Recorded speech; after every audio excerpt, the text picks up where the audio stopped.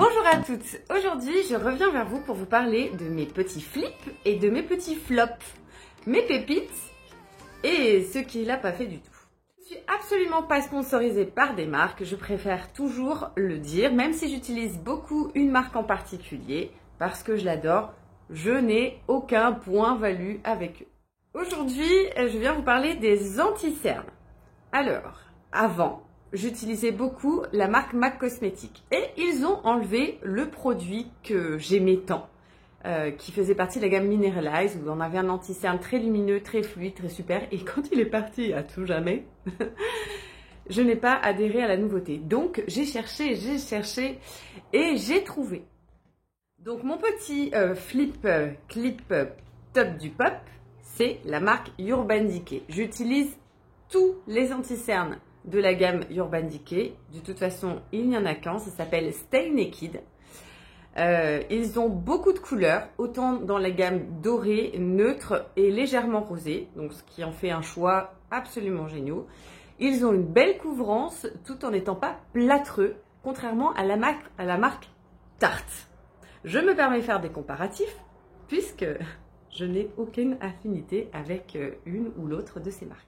Donc Tarte reste quelque chose d'extrêmement couvrant, beaucoup trop, qui ne s'adapte pas à tout le monde. Hein. Quand on a 20 ans c'est chouette, mais quand on est dans mon âge, beaucoup moins. Du coup, j'ai trouvé que celui-ci était assez universel, avec très lumineux, une jolie couvrance. En revanche, si vous avez un contour de l'œil très sec, évidemment, vous aurez quelques petits problèmes.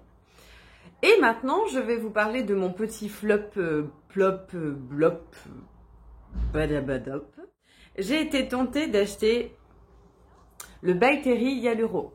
Ils ont sorti un nouvel anti-cerne, voilà, qui est sous cette forme-là, avec un pinceau, donc qui évite Cacabouda, qui est censé être plus hydratant, etc., etc. Franchement, c'est une catastrophe. Je pense que j'ai jamais trouvé un truc aussi sec. Un anti-cerne lissant, extra lissant, éclat, couvrant sur mesure, etc.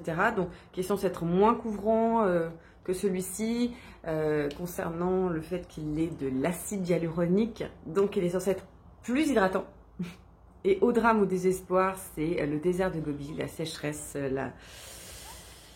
il n'y a aucun éclat, aucune lumière, rien du tout. Et le concept du petit pinceau comme ça, qui est censé être pratique, au secours. Hein.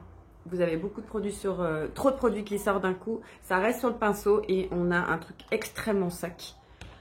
Donc je suis extrêmement déçue. En plus, c'est un prix assez onéreux. Voilà. Donc si je devais faire un battle, et ben voilà, évidemment. Le Stay Naked pour moi de Urban Decay reste le top of the pop en ce moment de mes anti-cernes préférés. Et celui qui a fait flop glop, c'est By Terry à l'acide hyaluronique.